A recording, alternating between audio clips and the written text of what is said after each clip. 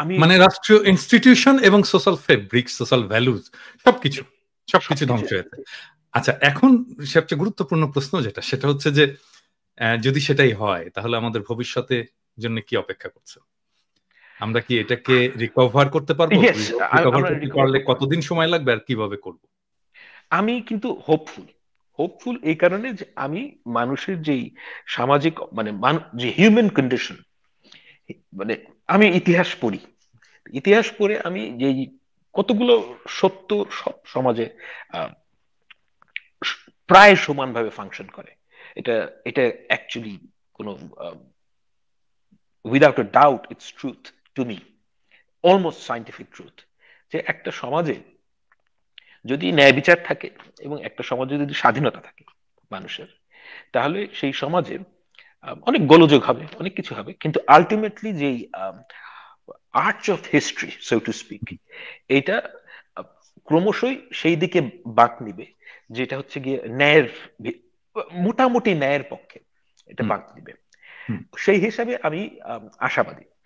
আর যেই ব্যাপারটা আমি, তবে এটা সময় নিবে কারণ অ্যাজ আই সেইড যে আমাদের এই সমাজে প্রতিটা জায়গায় যেরকম, এই জিনিসগুলো আমি মনে করি না 6 মাস 1 বছরের মধ্যে চলে যাবে। এবং আপনি যদি আমাদের এখনকার সরকারের কথাও চিন্তা করেন, আমাদের একটা আলোচনার মূল বিষয় যে আমাদের সরকারের পারফরমেন্স এবং এটা কোন দিকে যাবে, সেই হিসেবে আমি একটা জিনিস মনে করি যে এই সরকারের অবশ্যই লিমিটেশনস আছে। এটা একটা পলিটিক্যাল গভর্নমেন্ট না, এটা আমাদেরকে মাথায় রাখতে হবে। এবং এই শর্টকামিংস তাদের রয়েছে। আমি একটা উদাহরণ দিই, ছোট্ট উদাহরণ দিলে এটা দর্শকদের বুঝতে সুবিধা হবে। কিছুদিন আগে পার্বত্য চট্টগ্রামে আমি সাম্প্রদায়িক দাঙ্গার কাছাকাছি একটা জিনিস হয়েছে, এটা বলবো। এবং ওই যে সমস্যা তৈরি হলো, সেখানে আপনি দেখলেন যে এখানে আমাদের যে স্বরাষ্ট্র উপদেষ্টা, মানে অর্থাৎ স্বরাষ্ট্র মন্ত্রীর পর্যায়ে যিনি আছেন, উনি ঢাকা থেকে সব সেটেল করার চেষ্টা করলেন। আমি শুধু একটা কাউন্টার এক্সাম্পল দিই, যে এটা যদি একটা পলিটিক্যাল গভর্নমেন্ট হতো, তার যেই মন্ত্রী, তাকে নেক্সট টাইম ইলেকশন করতে হতো, তার পারফরমেন্সের বিষয় আছে, তার ইজ্জতের ব্যাপার আছে, সে করতো কি যে ওই দিনই চলে যেত এখানে। এক্স্যাক্টলি। ওয়ারেজ যে উপদেষ্টা, উনি তো বেসিকলি গত 10 বছর কি করেছেন আমরা জানি না। উনি বেসিকলি একজন রিটায়ার্ড মানুষ। আমি ওনার ইন্টেনশনের কোনো প্রশ্ন তুলছি না, কিন্তু আমি বলছি যে ওনার যে এক্সপেকটেশনের সিলিং, সেটা অনেক নিচে, ইন দ্য সেন্স যে উনি মনে করছেন যে আমি তো দিনে 9 ঘন্টা কাজ করছি। নাও এই সমস্ত পজিশনে গেলে আপনি কখনোই বলতে পারেন না যে 9 ঘন্টা কাজ করা হচ্ছে কি আমার লিমিট। আপনাকে যখনই যেই প্রবলেম হবে যেতে হবে। এখন ওই পলিটিক্যাল গভর্নমেন্ট ছাড়া আমাদের এই সমস্ত সমস্যার সমাধান হবে না, এটা আমি খুব ভালো করেই বুঝি। আমরা সবাই মোটামুটি বুঝি। যেমন ধরেন এই মুহূর্তে সরকারের মধ্যে যে একটা বিশাল প্রবলেম, এটা হচ্ছে যে ফ্যাসিস্ট আমলের যারা রেমনেন্টস, এরা প্রতিটা জায়গায় গোলযোগ সৃষ্টি করছে, প্রতিটা জায়গায়। এবং তাদের ভেস্টেড ইন্টারেস্ট আছে। ভেস্টেড ইন্টারেস্ট হচ্ছে তারা তাদের জীবন বাঁচানোর জন্য। রেমনেন্টস বললে ছোট বলা হয়, কিন্তু মানে টোটাল ফ্যাসিস্ট কাঠামোটাই তো ইনট্যাক্ট আছে এখনো। ইনট্যাক্ট আছে। বরং বলতে পারেন যে প্রো ডেমোক্রেসি যারা লোকজন আছে বা প্রো রেভলিউশন যারা লোকজন আছে, তারাই সংখ্যায় কম আর কি। তারাই সংখ্যায় কম, অ্যাবসলিউটলি। মানে এই গভর্নমেন্ট যদি, মানে এই আন্দোলন যদি ফেল করতো, আমি আপনাকে আগেও বলেছি যে আমার একটা মাপার খুব সিম্পল হিসাব আছে যে কারা হচ্ছে কি ট্রু মানে এই আন্দোলনের সাথে যুক্ত। সেটা হচ্ছে গিয়ে এই রেভলিউশন যদি ফেল করতো, কাদের ফাঁসি হতো? এই সরকারের মধ্যে নাহিদ এবং আসিফ, এই দুজনের ফাঁসি হতো। ইউনূস সাহেবের কিছু ক্ষতি হতো। ইউনূস সাহেবের ক্ষতি হতো এই সেন্সে জেলে চলে যেতেন হয়তো। জেলে চলে যেতেন। এটা না হলেও, উনি এটার সাথে জড়িত না হলেও ওনার ক্ষতিটা হতো, কিছু ক্ষতি হতো। এবং আসিফ নজরুল সাহেবের কিছু ক্ষতি হতো। আমি ঠিক জানি না যে এক্স্যাক্টলি কি ক্ষতি হতো, কিন্তু কিছু না কিছু ক্ষতি হতো। হ্যাঁ, জামিন বাতিল হতো, আদিলুর রহমান শুভ্রের জামিন বাতিল হতো, সেও জেলে চলে যেত। বাকি যারা উপদেষ্টা আছেন তাদের একটা কোনো ক্ষতি হতো না। এবং ক্ষতি হতো কাদের? বিএনপি এবং জামায়াতে ইসলামের যারা নেতা, এদের অনেকেরই ফাঁসি হতো, একদম গ্যারান্টিড। আমার মনে হয় আরো দুজনের বোধহয় ক্ষতি হতো, কারণ আমি পরবর্তীতে খেয়াল করে দেখলাম রেজওয়ানা, মানে যাকে আমি একটু বকাবকিও করি, রেজওয়ানা বেশ কিছু ডেমনস্ট্রেশন রিমার্কেবল ছিল। ওম্যান, মানে আমি তাকে খুব পছন্দ করি, খুবই ভদ্র মানুষ, খুবই এবং সৎলোক মানুষ। এবং শারমিন মোর্শেদ উনিও বেশ কয়েকটা ডেমনস্ট্রেশনে ছিলেন, বেশ সময় নিয়েছিলেন এবং বেশ স্ট্রংলি ছিলেন আর কি। এই দুইজনকেও হয়তো ঝামেলা পোহাতে হতো। এই যে যারা ছিলেন এর বাইরে, মানে যেহেতু আমি বলতে চাচ্ছি যে যেহেতু এনারা সেই অর্থে স্টেক হোল্ডার না, হ্যাঁ, সেহেতু তাদের পক্ষে খুব বোল্ড ডিসিশন নেওয়াটার যে ন্যায্যতা সেটা তৈরি করতে পারেন নাই। হ্যাঁ, কারণ এখন তো আমরা একটা এক্সট্রা কনস্টিটিউশনাল সময় পার করছি। কিন্তু সাংবিধানিক ভাবে এই সরকার তো বৈধ না, এটা আপনিও বোঝেন আমিও বুঝি। বাংলাদেশের সংবিধানে অন্তর্বর্তীকালীন সরকারের কোনো কোনো প্রফেশন নাই, but that's not a problem, that's not a problem at all. কিন্তু যেহেতু তাদের মধ্যে ওই, আমি এটাকে অবশ্যই বিপ্লব মনে করি না, আমি গণ অভ্যুত্থানই মনে করি, কিন্তু গণ অভ্যুত্থান হলেও যেই সমস্ত বোল্ড ডিসিশন নেওয়া দরকার সেটা তারা নিতে পারছেন না। নানাবিধ কারণ আছে, যে এই 17 জন কিন্তু ইন্ডিভিজুয়ালস, আপনি যাদের কথা বলছেন তারা একসাথে আগে কখনোই কাজ করেননি। কিন্তু এটা যদি একটা পলিটিক্যাল গভর্নমেন্ট হতো, তারা কিন্তু সবাই কলিগস, মানে তারা সবাই সবাই আগে থেকে চেনেন, তাদের মধ্যে একটা কর্ম পরিকল্পনা থাকতো এখানে। কিন্তু ধরেন একটা কর্পোরেটে যখন আমরা জয়েন করি তখনও তো কেউ কাউকে চিনি না, তাই না? কিন্তু কর্পোরেশনের মধ্যে তো আপনার, কর্পোরেটের মধ্যে আপনার একটা কমন গোল আছে যে আমাকে পয়সা বানাতে হবে। গভর্নমেন্ট অর্গানাইজেশন ঠিক উল্টা কাজটা করে, গভর্নমেন্টের কাজ হচ্ছে কি পয়সা স্পেন্ড করা। এখন এখানে নানাবিধ, এখানে যেহেতু দুটো জিনিস, মানে যদি এটা পলিটিক্যাল গভর্নমেন্ট হতো সেটা হচ্ছে যে আমি পয়সা স্পেন্ড করব, আমি আমি পপুলার থাকবো, হ্যাঁ, আমি নেক্সট ইলেকশনে জিতবো, হ্যাঁ, এগুলো তো সরকারের, ওটা সরকারের। কিন্তু এখন তো আমি বলছি যে ওই অর্থে সরকার এখন নাই, যেহেতু এটা পলিটিক্যাল গভর্নমেন্ট না। ঠিক আছে, এখন যে গভর্নমেন্টটা আছে সেই গভর্নমেন্টের জন্য বোল্ড ডিসিশন নেওয়া সম্ভব না। সেজন্য আমি মনে করি যে আমরা যারা অ্যাক্টিভিস্ট আছি, যারা বাংলাদেশের যারা পলিটিক্যাল ফোর্সেস আছে, তাদের সবার এই গভর্নমেন্টকে হেল্প করা উচিত। মানে বিকজ এই গভর্নমেন্ট যদি ফেল করে আমাদের মানে অ্যাক্টিভিস্টরা কিভাবে হেল্প করতে পারে, মানে কিভাবে হেল্প তো আগে চাইতে হবে, তাই না? তারপরে না হেল্পের প্রসঙ্গ আসে, জায়গা তো নাই হেল্প করার। আপনার আপনার ভাই, যাদের আপনার যদি কোনো ভাইয়ের একটা পা না থাকে, সে কি কোনদিন আপনার কাছে হেল্প চায়? সে হেল্প চায় না। তাকে কিন্তু আপনি তাকে হেল্প করেন, যেহেতু আপনি অবস্থাটা জানেন, এবং এই যে তাকে যে হেল্প করেন এটার কারণ হচ্ছে কি আপনি তাকে ফিল করেন যে I need to provide this help. আমাদের দেশে এখন ন্যাশনাল ইউনিটি দরকার, ন্যাশনাল ইউনিটি দরকার এই কারণে যে আপনি বিএনপি জামাত সবাইকে গালিগালাজ যা ইচ্ছা আমরা সবাই করতে পারবো, লেট মানে normal politics come back. Normal পলিটিক্সে আমরা যখন নর্মালসিতে যাব, তখন গণতান্ত্রিক সরকারকে আপনি যে ইচ্ছে গালি দিবেন, এগুলো সব ঠিক আছে, আমি ব্যক্তিগতভাবে মনে করি, যে কারণ ওইটা তাদেরকে চেক এন্ড ব্যালেন্সের মধ্যে রাখে। আমি একটা জিনিস বলি ভাম, আপনি একটা খুব ইন্টারেস্টিং বিষয় তুলেছেন। মানে ধরেন আমি এটার সাথে একটা একটা খুবই প্রাসঙ্গিক প্রশ্ন আছে, আমি এটা আগে বলে নিই। যে আপনি একটা বললেন যে স্ট্রং ডিসিশন নেওয়ার ক্ষেত্রে তাদের ঘাটতি আছে, কারণটাও আপনি ব্যাখ্যা করলেন। দুই নাম্বারটা হচ্ছে যে মানে সরকার তো একটা বিগ কর্পোরেটের মতো, এবং এখানে প্রত্যেক মিনিস্টারকে একটা high level of managerial capacity থাকতে হয়, অর্গানাইজেশনাল ক্যাপাসিটি থাকতে হয়, লিডারশিপ কোয়ালিটিস থাকতে হয়। এটার তো সিরিয়াস ধরনের সমস্যা আছে প্রত্যেকেরই। এখন ধরেন আমি একটা এক্সাম্পল দিই, যেটা নিয়ে আপনার সাথে আমার ফোনে তর্ক হয়েছে, যেটা ওই ইলিশের প্রসঙ্গ। আমি পার্সোনালি আমি মনে করি যে আমাদের একটা প্রতিবেশী দেশ বাংলাভাষী হিন্দু, এবং তারা আমাদের দেশের ইলিশ মাছ চায়। আমার কিন্তু ব্যক্তিগতভাবে দেয়ার ক্ষেত্রে কোনো সমস্যা নেই। হ্যাঁ, আমি হয়তো দিতাম, আমি নিজে যদি দায়িত্বে থাকতাম আমি হয়তো নিজেই দিতাম। হ্যাঁ, কিন্তু ব্যাপারটা হচ্ছে যে জিনিসটা কিভাবে ডিল করতে হবে, কিভাবে বলতে হবে। যখন সালাউদ্দিন সাহেব এসে বলে এটা ইমোশনাল কথা হচ্ছে, রেজওয়ানা এসে বলে ওরাও আমাদের আন্দোলনে সাহায্য করেছে, এটা তো একটা বয়ানও তৈরি করতে পারে না যে আসলে এটা কিভাবে আমি প্রেজেন্ট করবো।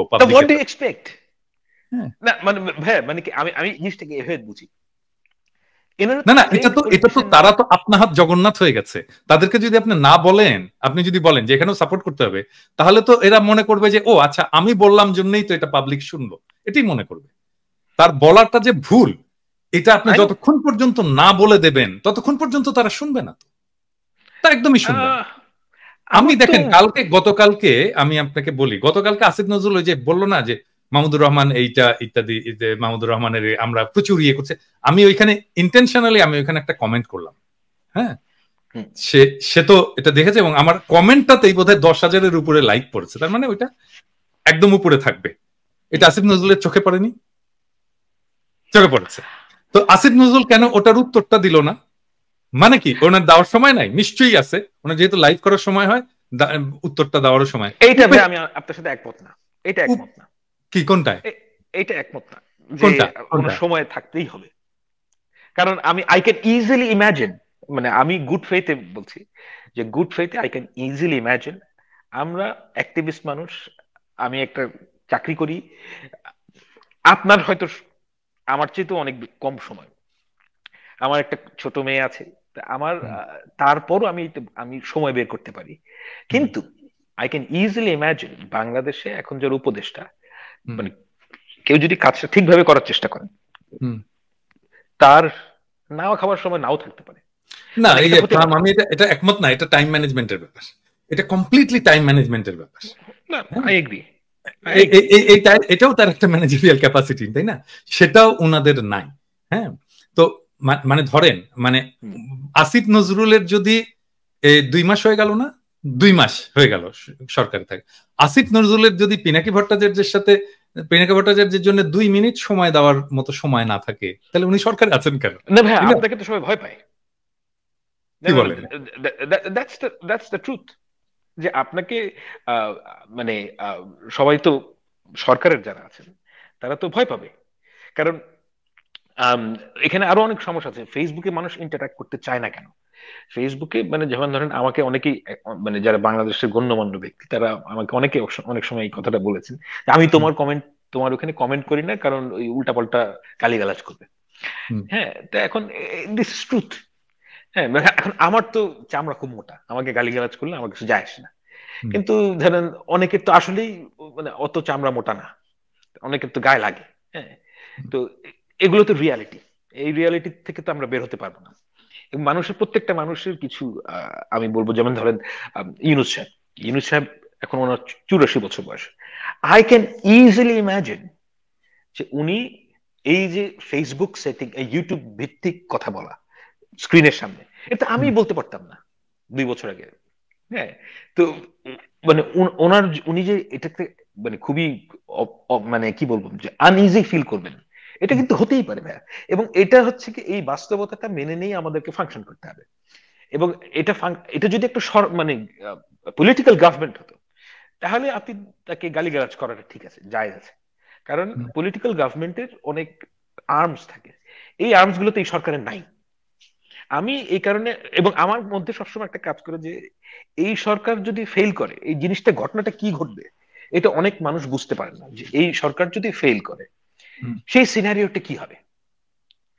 হ্যাঁ, এটা কিন্তু মানে কি হবে? ফেল, কি হবে আমি এই scenario? আচ্ছা, আমার কাছে মনে হয় যে এই সরকার ফেল করার আমি কিছু রাস্তা বলি যে কিভাবে ফেল করবে। আচ্ছা, প্রথমে জেনে নিতে চাই যে কি হলে আমরা বুঝবো যে এই সরকার ফেল করেছে। ও, ইটস ভেরি ইজি। হুম, বলেন। মানে আমাদের মানে ইন্টারিম গভর্নমেন্টের বদলে ন্যাশনাল গভর্নমেন্ট হবে, অথবা মিলিটারি গভর্নমেন্ট হবে, অ্যাজ সিম্পল এস দ্যাট। এখানে কোনো জরুরি অবস্থা জারি হবে। তো যদি ন্যাশনাল গভর্নমেন্ট হয় এই সরকারের বদলে, সেটা তো ভালো হওয়ার কথা, এটা হচ্ছে না, বেটার না, হওয়ার কথা। আহ, না, নট কারণ নেসেসারিলি। সেটা তো পলিটিক্যাল গভর্নমেন্ট হবে, তাই না? না, কিন্তু পলিটিক্যাল গভর্নমেন্ট হোক, কিন্তু এই যে আন্দোলন, সেটার একটা স্পিরিট আছে, এবং এই আন্দোলনের স্পিরিটের মধ্যে ছাত্ররা পুরোপুরি উপস্থিত। হুম, হ্যাঁ, এবং বাংলাদেশের ছাত্রদের এই যে স্টেক, আমি চাই এটা বাংলাদেশের যে ভবিষ্যতে যেভাবে দেশ চালানো হবে, হুম, এটার মধ্যে বাংলাদেশের এই জেনারেশনের স্টুডেন্টদের মধ্যে, আমি ঠিক স্টুডেন্ট বলবো না, আমি বলবো যে ইয়াং পিপল, হুম, অর্থাৎ যাদের বয়স 20 থেকে নিয়ে 35-এর মধ্যে, হুম, এই ছেলে মেয়েগুলোকে হুম, আমাদের রাজনীতিতে ঢোকাতে হবে, রাইট? এবং এই গভর্নমেন্ট যদি ফেল করে, এই স্টুডেন্টরা পুরোপুরি বাদ পড়ে যাবে। এবং I am very cognizant about it. না, ধরেন ন্যাশনাল গভর্নমেন্টে যদি স্টুডেন্ট বা ইয়াংদের যদি রিপ্রেজেন্টেশন থাকে তাহলে থাকবে না। ন্যাশনাল গভর্নমেন্টে যে সমস্যাটা তৈরি হবে সেটা হচ্ছে যে ন্যাশনাল গভর্নমেন্ট যদি তৈরি হয়, বাংলাদেশের মানুষ মনে করবে যে আমরা একটা নর্মালসির মধ্যে কিংবা একটা লং টার্মের জন্য একটা সলিউশনের মধ্যে চলে গেছি। হ্যাঁ, এবং সেই ক্ষেত্রে এটাকে একটা রেগুলার গভর্নমেন্ট মনে করা শুরু করবে। এবং এই রেগুলার গভর্নমেন্ট যদি যায়, বাংলাদেশের যে বাক স্বাধীনতা এটার কাটলড হবে, বাংলাদেশের মানুষদের স্বাধীনতা কাটলড হবে। এই জিনিসগুলো আমি চাই না। আমি চাই বাংলাদেশ মানে বাংলাদেশের মানুষ যেন কথা বলতে পারে, এবং বাংলাদেশের ইয়াং ছেলেমেয়েরা যেন রাজনীতিতে ইন্টারেস্টেড হয়। এটা একটা খুবই গুরুত্বপূর্ণ বিষয়। কিন্তু ধরেন আপনি আপনি আপনি তো আগে বললেন যে আমাদের দ্রুত রাজনৈতিক সরকার এটা প্রতিষ্ঠিত হোক এবং এই ডেমোক্রেটিক চর্চা যদি চলতে থাকে প্র্যাকটিস, তাহলে আমাদের এই যা যা প্রবলেম হয়েছে এগুলো আস্তে আস্তে সরে যাবে। তো তাহলে তো রাজনৈতিক সরকার আসলে একই জিনিস করবে না, কারণ এই এক বছরের মধ্যে আপনি অনেকগুলো জিনিস দেখবেন। সেটা হচ্ছে গিয়ে আমার মনে হয় বিএনপি, জামায়াত ইসলামী, এই দুটো তো বাংলাদেশের বড় পলিটিক্যাল পার্টি। এই দুইটা পলিটিক্যাল পার্টি এই মুহূর্তে সবচেয়ে বড় পলিটিক্যাল পার্টি। এই দুটো পলিটিক্যাল পার্টির মধ্যে একটা সাকসেশন দরকার। সাকসেশন ইন দ্য সেন্স যে আমি আপনাকে একটা সিম্পল কোয়েশ্চেন করি, যে বাংলাদেশে বিএনপি এবং জামায়াতে ইসলামের লেটস সে 40 থেকে নিয়ে 55 বছর বয়স, এই এইজ গ্রুপের মধ্যে আপনি ন্যাশনাল লিডার কয়জন আছে? National leader in the sense যে যাকে নেতৃত্বের কথা আমরা ভুলে যাই, যাকে অ্যাটলিস্ট রেকগনিশন আছে। অর্থাৎ বাংলাদেশের সব মানুষ চিনবে যে এই মানুষটা 40 থেকে, সব মানুষ না হলেও মানে একটা very large number of people would be able to recognize যে এটা হচ্ছে কি বিএনপির নেতা। কিন্তু আপনি খেয়াল করে তারেক রহমানের বয়স 55 না একটু বেশি, তো এটা না হলে তারেক রহমানকে বলা যেত উনি আউটলায়ার ইন দ্য সেন্স যে হি ইজ দ্য লিডার। ওনার কথা আমরা বাদ দিই, মানে তারেক সাহেব তো বিএনপির মধ্যে একজনই। আমি বলছি যে নেতা, পলিটিক্যাল লিডার। হ্যাঁ, আপনি এই 40 থেকে 55 বছর বয়সের যে এজ ব্র্যাকেট, এই ব্র্যাকেটের মধ্যে দেখবেন যে বিএনপি বলেন কিংবা জামায়াত ইসলামী বলেন, কোনো ন্যাশনাল লিডার নাই। এটা একটা ভয়ঙ্কর বিষয়।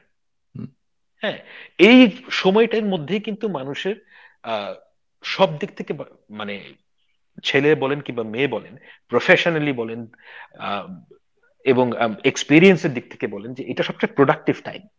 এই প্রোডাক্টিভ টাইমে নেতা বাংলাদেশের বিএনপি কিংবা জামায়াত ইসলামের মধ্যে রেকগনাইজেবল লিডার্স নাই। এখন আপনি এটা বলতে পারেন যে গত 15 বছর যেহেতু ফ্যাসিজম ছিল, সেহেতু এটা আমরা সামনে তারা এগিয়ে আসতে পারে না, which is true by the way।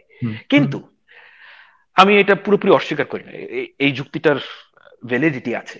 কিন্তু এখানে এই সাথে এটাও জরুরি, কিন্তু রিয়ালিটিটা কি অ্যাজ ইট ইজ, সেই অর্থে আমি যদি বলি যে 40 থেকে 55 বছর বয়সের মধ্যে যারা, যে দেশের মুষ্টি মানে ম্যাক্সিমাম নেতা আমার কাছে মনে হচ্ছে এই এজ গ্রুপের মধ্যে থাকা উচিত। কারণ তারা প্রফেশনালি একটু মিড লেভেল থেকে সিনিয়র লেভেলের মধ্যে আছেন, তারা জানেন লার্জ অর্গানাইজেশন কিভাবে ফাংশন করতে হয়। কারণ বাংলাদেশের একটা খুব বড় প্রবলেম হয়ে গেছে যেটা, সেটা হচ্ছে যে বিএনপির মধ্যে আপনি যদি, কিংবা Awami League for that matter as well, যে ইলেকশন জিততে এক গ্রুপ অফ লিডার লাগবে আপনার, আর দেশ চালাতে আরেক গ্রুপ অফ পিপল লাগবে। বিএনপির মধ্যে দুইটা গ্রুপই আছে, কিন্তু ইন এ ডেমোক্রেসি এই দুইটা মিউচুয়ালি এক্সক্লুসিভ গ্রুপ হওয়ার কথা না, দুইটা একই গ্রুপ হওয়ার কথা। যে লোকটা নির্বাচনে জিতবে, he should be able to run A ministry. কিন্তু বাংলাদেশে এখন যে সর্বনষ্ট হয়েছে গত 15 বছরে, এটা এই ট্রেন্ডটা আগেই শুরু হয়েছে, এবং শেখ হাসিনা এটা সিঙ্গেল হ্যান্ডেডলি, মানে খালেদা জিয়ার অল্প দায়ভার আছে এটার মধ্যে, কিন্তু সেটা খুব মার্জিনাল। কিন্তু Sheikh Hasina almost single handedly এই জিনিসটাকে ধ্বংস করে ফেলেছে।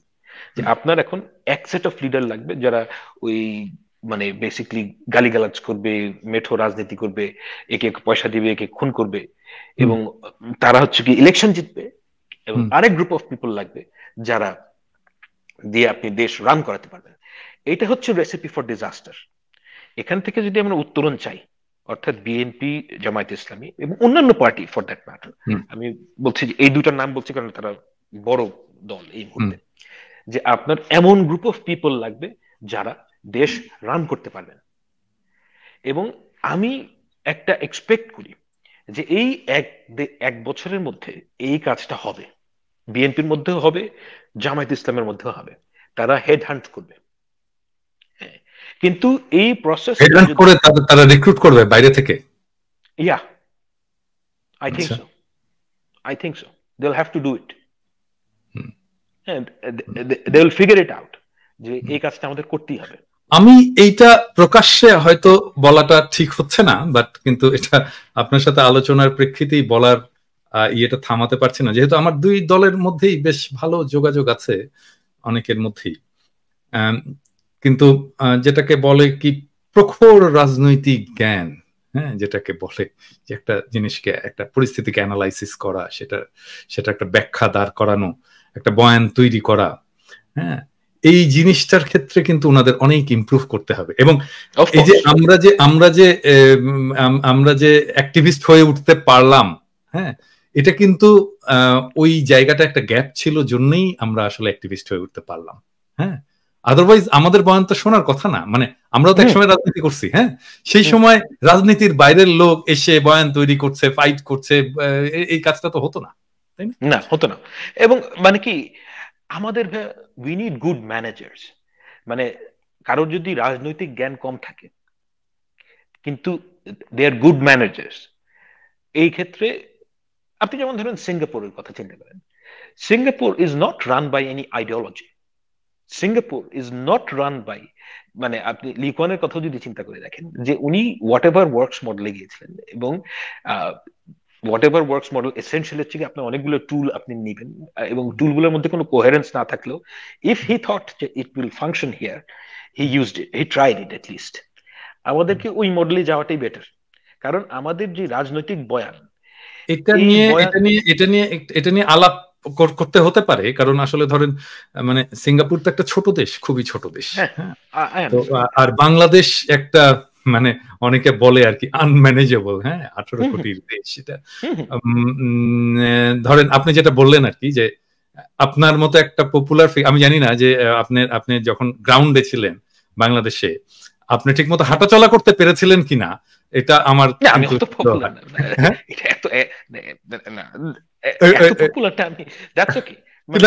হয়েছিল, মানে ঠিক মতো হাঁটাচলা করতে পারা, মানে আপনার উপরে তো ঝাঁপিয়ে পড়ার কথা লোকজন। না না, হয়েছে কিনা মানে এটাও ধরেন এটা একটা ফেনোমেনন যেটা আপনাকে কনসিডার করতে হবে। তো আমরা যেহেতু আলোচনার শেষ দিকে চলে আসছি, তো আপনার ওই প্রসঙ্গটায় আমার মনে হয় আলোচনাটা একটু আমরা ফিরিয়ে আনি। সেটা হচ্ছে যে সরকারকে কিভাবে হেল্প করতে পারি আমরা, বা সবাই কিভাবে হেল্প করতে পারি। প্রথমত আমাদেরকে একটু কনসিডারেট হতে হবে। মানে আমরা ক্রিটিসিজম করতে পারবো না, অফকোর্স ক্রিটিসিজম করতে হবে, করা উচিত, কিন্তু কথা হচ্ছে যে সেই সাথে এটাও মাথায় রাখা উচিত, এটা যদি আপনি সবসময় মাথায় রাখেন যে এই সরকার যারা চালাচ্ছেন, মানে এটার যে চ্যালেঞ্জেস, যেমন ধরেন আমি আরেকটা ছোট্ট উদাহরণ দিই, এই উদাহরণটা দেওয়া কনফিডেন্সিয়াল, কিন্তু তারপর আচ্ছা আমি কারোর নাম না বলি। সেটা হচ্ছে যে ধরেন একটা সরকারি খুব বড় উঁচু পদের একজন ব্যক্তি, যিনি হাসিনার বিচারের সাথে জড়িত থাকবেন, তো তাকে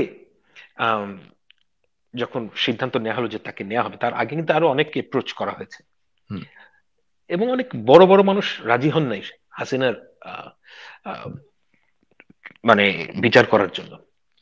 তো এই ধরনের যদি চিকেন হার্ট হয় আপনার, যে আমি এবং নামজাদা মানুষ, কিন্তু এরা কিন্তু কেউই, মানে আপনি সবাইকে চিনবেন, আমি শুধু নামগুলো বলছি না দেখে, কিন্তু আমি নামগুলো বলতে পারতাম কিন্তু বলা যাচ্ছে না, কিন্তু প্রত্যেকেই প্রমিনেন্ট মানুষ। কিন্তু এই যে হাসিনাকে ভয় পান, কিংবা বাংলাদেশের একটা সুবিধাবাদী চরিত্র আছে বাংলাদেশিদের মধ্যে, যে শিক্ষিত বাংলাদেশি শিক্ষিত মানুষদের মধ্যে, যে কোনো দিকে কাউকে মানে ধরি মাছ না ছুঁই পানিটাই, কিন্তু মানে আমরা তাদেরকে মানে আমি আপনাকে যে কারণে কথাগুলো বললাম ভাই, সেটা হচ্ছে যে এটা কিন্তু আমাদের রিয়ালিটিটা মানতে হবে। এই বাস্তবতার মধ্যে এই সরকার ফাংশন করছে, এবং যারা ফাংশন করছেন তাদের আগে লার্জ অর্গানাইজেশন চালানোর কোনো এক্সপেরিয়েন্স নাই। হুম, সুতরাং আমাদের একটা লেভেলে আমাদের এক্সপেকটেশন নামিয়ে আনতে হবে, অ্যাটলিস্ট ফর নাও। এটা কারণ হচ্ছে যে বিগার পিকচার দেখার জন্য, যে বিগার পিকচার হচ্ছে যে বাংলাদেশকে গণতন্ত্রে উত্তরণ করতে হবে।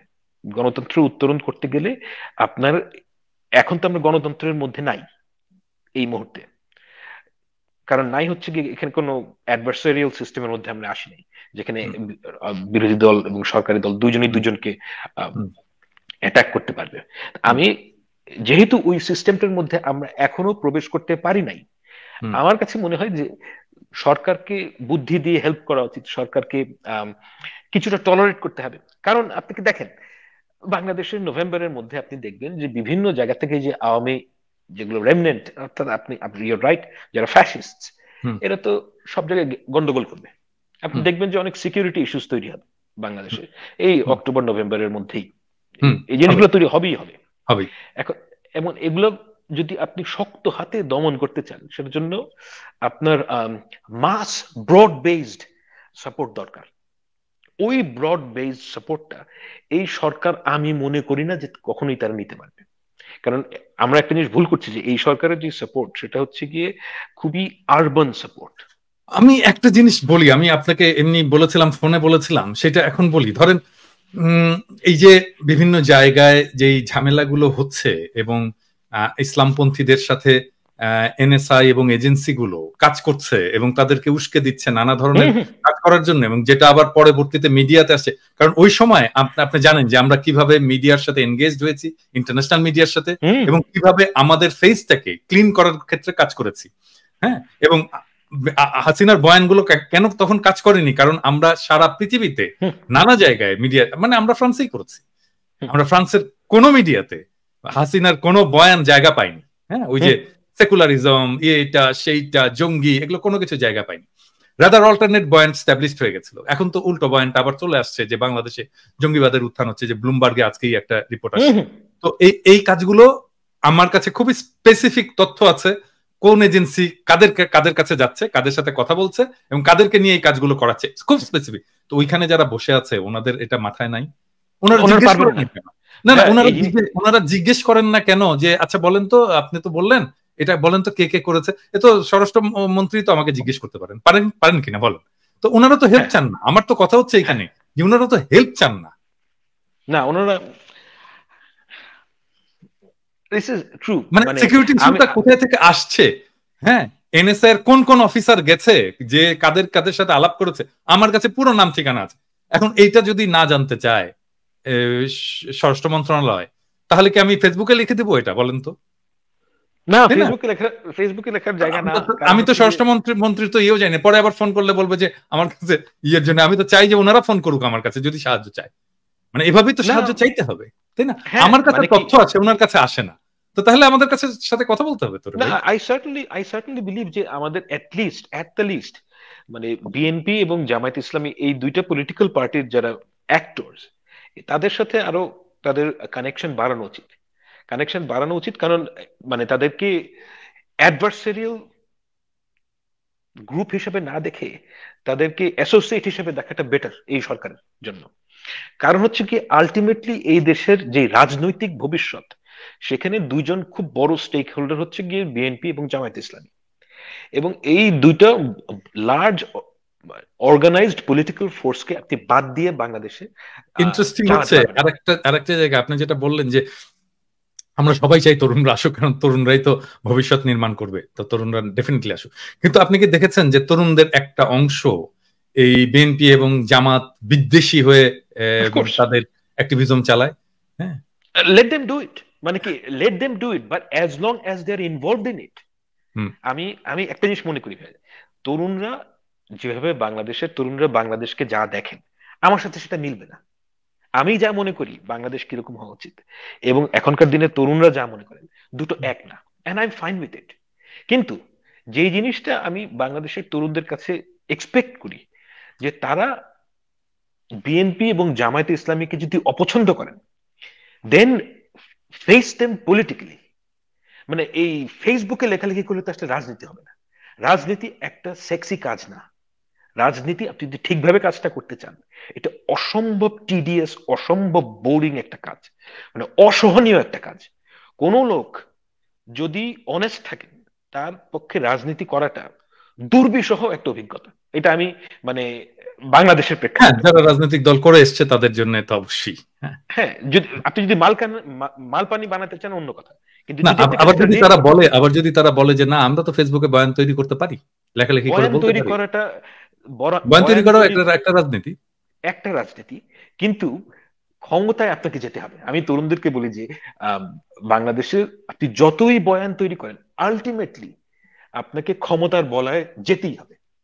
End of the day politics মানে আপনাকে পাওয়ারে যেতে হবে, and I am fine with it.